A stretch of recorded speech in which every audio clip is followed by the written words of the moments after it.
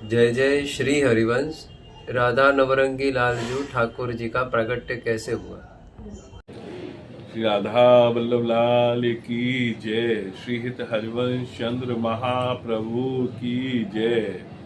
गुरुदेव महाराज की जय। सभी रसकाचार्यन की जय। यहाँ श्री हित हरिवंश महाप्रभु की जो बाल लीला है वह में राधा नवरंगी लाल जी के प्राकट्य की कथा, ये बड़ी अद्भुत कथा है। या के अंदर कहो जाए कि अवस्था 6-7 वर्ष के करीब रही होगी हित हरिवंश महाप्रभु की, और वह अपने ही मंदिर के पास के उद्यान या बगीचा में खेल रहे अपने दोस्तों से के साथ में, और वादिन उनकी इच्छा हुई कुछ नयो खेल खेलने की।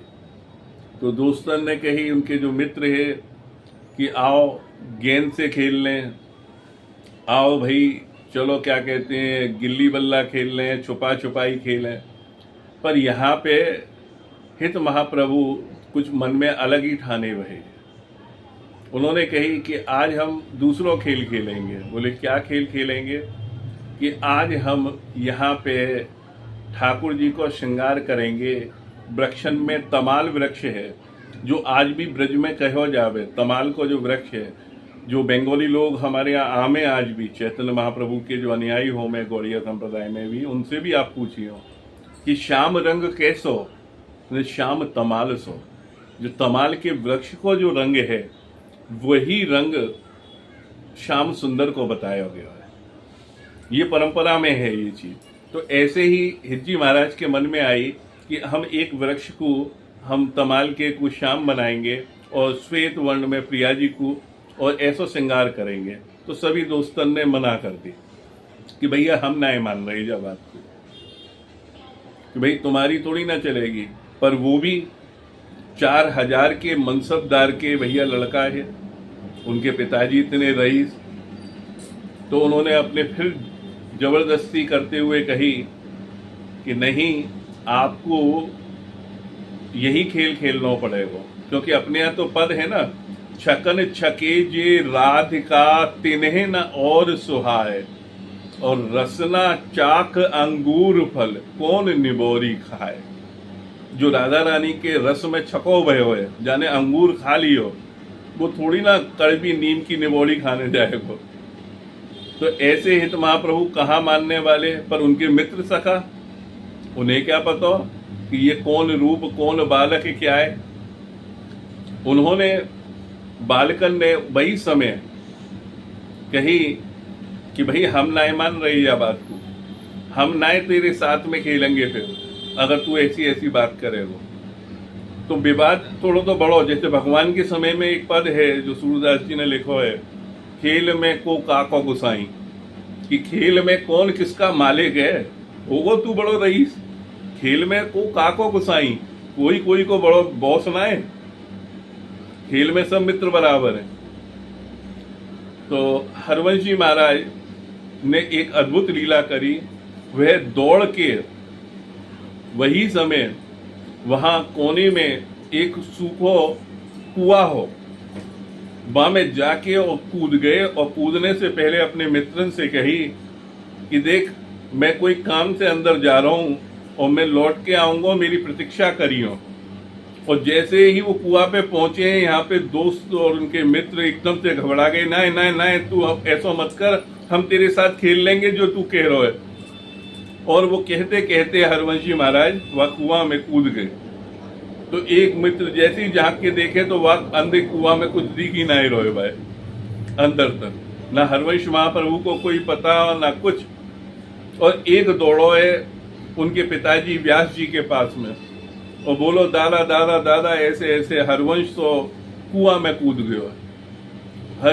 वो सेवा में लगे हुए, सेवा की थाल उनके हाथ से छूट गए, और वो घबराते हुए तारा जी को नाम लेते हुए दौड़े हैं। और जो दौड़ते हुए उन्होंने तारा जी को आवाज दी, तो तारा जी बोली, अरे देखो, हर काम के लिए मेरी सहायता के बिना कर ही ना सको। तो बोले वो काम आम ना है, हरवंश संकट में आ गयो है। तो वो भी चकरा गई, हरवंश संकट में आ गयो है, वो भी दौड़ ली।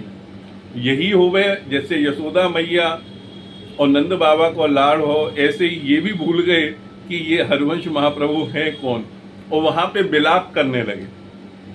और विलाप भी नाना प्रकार से कि अब हम जी के क्या करेंगे, अब हमारे जीवन में एक ही पुत्र हो, वो भी चलो गए हो, अब क्या रह गयो है। और सभी लोग वहां इकट्ठे हो गए और सब उन्हें समझा में कि जैसो प्राय कर होवे कि आप तो ज्ञानी हो और आप जानो कि ये संसार को नियम है, इतनी ही लीला लिखी होगी हमारे साथ हरवंश की, अब हरवंश नाए आ रो। तो इनमें से एक मित्र बोलो कि नाए मुझे हरवंश पे भरोसा है, बाने कही है कि मैं लौट के आऊंगा, तो वो लौट के आएगा। और देखते ही देखते एक चमत्कार सो वहां भयो कि वह कुआं में से प्रकाश उत्पन्न होने लगो। जैसे प्रकाश टॉर्च की जैसी रोशनी होवे, लंबी चले, ऐसा प्रकाश वह कुआं में से निकलने लगो।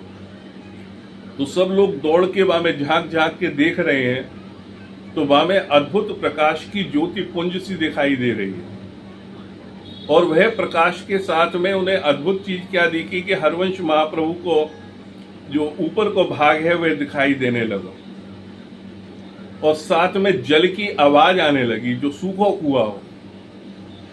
और वही समय पे उन्होंने ध्यान किया तो एक चौकी पे जो प्रकाश हो वह उठ के आ रहा है। तो वो चौकी के आंखों में इतनी चौंधी आ गई कि वो समझ ही ना पा रहे कि क्या है ये चीज। ऐसा लगे कि बाद समय पे उन्हें कुछ जैसे आजकल के समय में एलियन वगैरह बोले, कुछ अद्भुत दर्शन बहे हैं, पर वह समझ नहीं पा रहे ये है क्या चीज। और फिर थोड़े समय में क्या देखें कि वह ऊपर की तरफ बढ़ने लगो है, और जैसे जैसे वो बढ़ता चलो जा रहा है तो इनके दृश्य बहुत साफ साफ दिखाई दे रहे हैं कि चौकी पे कोई ठाकुर जी विराजमान है और जिन्हें पद्मासन में बैठे हुए हरवंश महाप्रभु पकड़े हुए हैं। और हरवंश महाप्रभु को जो आसन है वह जल के ऊपर तैर रहे, वह कुआ को जल को स्तर भी बढ़तो चलो आ रहा है।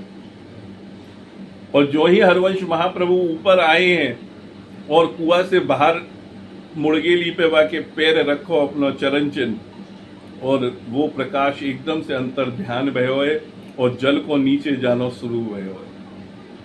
और वह लेके वह अपने पिताजी के पास गए कि मैं सेवा के लिए ये ठाकुर लेके आए हो, तो लाला तू अभी थोड़ा बड़ा हो जाता तो हम तो यही सेवा दे देते, तू ये कौन सी सेवा ले आया। तब उन्होंने कही है कि मुझे कल स्वप्न से ये ठाकुर जी कह रहे कि तू आ और हमें लेके चल। तो हमने कही ठाकुर जी से खूब कि आप स्वयं आ जाओ, तो बोले नाए यहाँ पे तेरो आनो बहुत जरूरी है, क्योंकि हमने तो भेजो है कि तू हमें लेके सबके सामने प्रकट करे, ये हमारी लीला है, हम स्वयं ना आनो चाहो, तू ही हमें दिखाएगा सबको। तो बोले इनको नाम क्या है, बोले ये रंग कुछ कर रहे, पर ये नवरंग हैं, कोई तो 7 रंग इंद्रधनुष में, पर ये नवरंग हैं दोनों प्रिया प्रीतम। तो वहां पे उन्होंने राधा नवरंगी लाल को पहली बार उच्चारण किया है। तो रंगीले ठाकुर राधा नवरंगी लाल जी की वहां पे स्थापना हुई विधि विधान के साथ, और फिर वहां पे देवबंद में सेवा प्रारंभ हुई है। और आप देख सको वहां पे आज भी प्रत्यक्ष में मंदिर के पास में ही समीप में जैसे ही आप जाओगे तो बाईं तरफ थोड़ी दूर पे, और वहां पे वह कुआ अभी भी बनो भयो है, जाए कंस्ट्रक्ट करके थोड़ा सा ढक दियो गयो है, और वहां पत्थर लगो भयो है। और वह कायस्थ मोहल्ला कहलावे ये देवबंद को, वहां पे मंदिर है अपने राधा वल्लभ जी लाल को। और राधा वल्लभ जी लाल के मंदिर के साथ साथ आपको वह चौखट भी दिखेगी जो ध्रुवदास जी के मकान की ही, क्योंकि सुंदर दास जी तो यहाँ पे बनवाए हैं मंदिर, पर वहां से पहले की जो लीला ही वह वहीं से चल रही, और ध्रुवदास जी बाद में वहीं से आए हैं, तो उनको भी वहीं पे हो। जो धर्मशाला लाल स्वामी की गोपीनाथ जी के समय बताई जावे वह भी उस मंदिर के पास में, आज भी वह प्राचीन रूप से स्थित हैं वो चीजें। पर वह मुस्लिम बहुल क्षेत्र होने के कारण आसपास में मुस्लिम लोगों की डेयरी वगैरह और उसमें बहुत सी जगह चली गई है, पर मंदिर समिति अभी भी प्रयास कर रही है वहाँ पे कि सरकारी सहायता से और उससे दोबारा से वह पुनर्निर्माण हो।